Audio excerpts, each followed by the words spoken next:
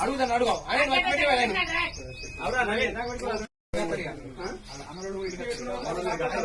ఇప్పుడు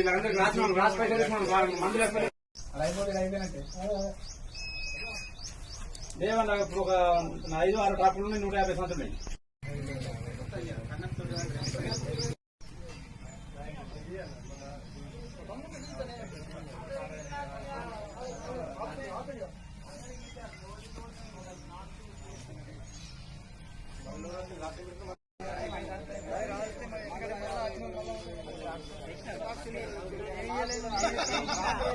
మంచిగా మంచిగా అప్పుడు ఆ